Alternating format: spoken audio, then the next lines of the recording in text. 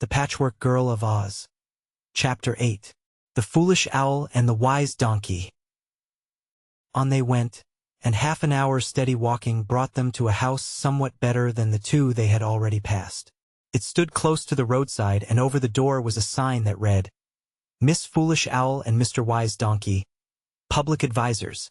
When Ojo read this sign aloud, Scraps said laughingly, "Well, here's a place to get all the advice we want, maybe more than we need. Let's go in." The boy knocked at the door. "Come in," called a deep bass voice. So they opened the door and entered the house, where a little light brown donkey, dressed in a blue apron and a blue cap, was engaged in dusting the furniture with a blue cloth. On a shelf over the window sat a great blue owl with a blue sunbonnet on her head, blinking her big round eyes at the visitors. "Good morning," said the donkey, in his deep voice, which seemed bigger than he was. "Did you come to us for advice?" "Why, we came anyhow," replied Scraps. "And now we are here, we may as well have some advice. It's free, isn't it?" "Certainly," said the donkey. "Advice doesn't cost anything unless you follow it. Permit me to say, by the way, that you are the queerest lot of travelers that ever came to my shop. Judging you merely by appearances, I think you'd better talk to the foolish owl yonder." They turned to look at the bird, which fluttered its wings and stared back at them with its big eyes. "Hoot-ti-toot-ti-toot," cried the owl. "Fiddle-cum-foo, howdy-do? Riddle-cum, tiddle-cum, tuore-la-loo." "That beats your poetry, Scraps," said Ojo.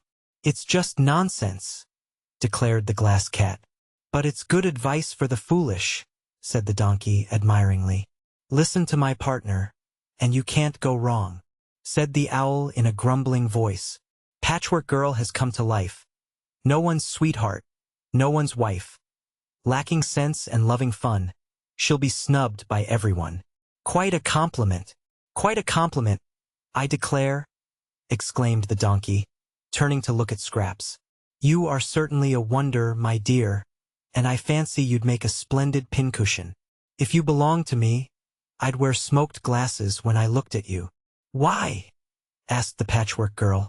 "Because you are so gay and gaudy. It is my beauty that dazzles you," she asserted. "You Munchkin people all strut around in your stupid blue color, while "You are wrong in calling me a Munchkin," interrupted the donkey. "For I was born in the land of Mo and came to visit the land of Oz on the day it was shut off from all the rest of the world. So here I am obliged to stay, and I confess it is a very pleasant country to live in." "Hoot-ti-toot," cried the owl. "Ojo's searching for a charm, 'cause Yunsi Nunkas come to harm. Charms are scarce. They're hard to get. Ojo's got a job, you bet." "Is the owl so very foolish?" asked the boy. "Extremely so," replied the donkey. "Notice what vulgar expressions she uses. But I admire the owl for the reason that she is positively foolish. Owls are supposed to be so very wise, generally, that a foolish one is unusual, and you perhaps know that anything or anyone unusual is sure to be interesting to the wise." The owl flapped its wings again, muttering these words. "It's hard to be a glassy cat. No cat can be more hard than that. She's so transparent, every act is clear to us, and that's a fact." "Have you noticed my pink brains?" inquired Bungle proudly. "You can see 'em work." "Not in the daytime," said the donkey. "She can't see very well by day, poor thing. But her advice is excellent. I advise you all to follow it." "The owl hasn't given us any advice as yet," the boy declared. "No? Then what do you call all those sweet poems?" "Just foolishness," replied Ojo. "Scraps does the same thing." "Foolishness, of course. To be sure. The foolish owl must be foolish or she wouldn't be the foolish owl." "You are very complimentary to my partner, indeed," asserted the donkey, rubbing his front hoofs together as if highly pleased. "The sign says that you are wise," remarked Scraps to the donkey. "I wish you would prove it."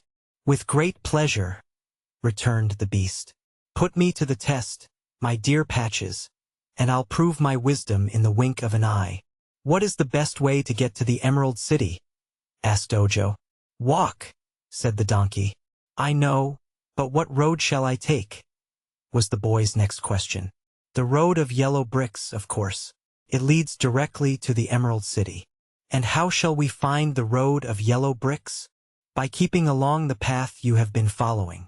You'll come to the yellow bricks pretty soon, and you'll know them when you see them because they're the only yellow things in the blue country. Thank you, said the boy. At last you have told me something. Is that the extent of your wisdom? Asked Scraps. No, replied the donkey. I know many other things, but they wouldn't interest you, so I'll give you a last word of advice. Move on, for the sooner you do that the sooner you'll get to the Emerald City of Oz. Hoot-ti toot-ti toot-ti too, screeched the owl. Off you go, fast or slow, where you're going you don't know. Patches, Bungle, Munchkin lad, facing fortunes good and bad, meeting dangers grave and sad, sometimes worried, sometimes glad. Where you're going you don't know, nor do I, but off you go. Sounds like a hint to me, said the Patchwork Girl. Then let's take it and go, replied Ojo. They said goodbye to the wise donkey and the foolish owl and at once resumed their journey.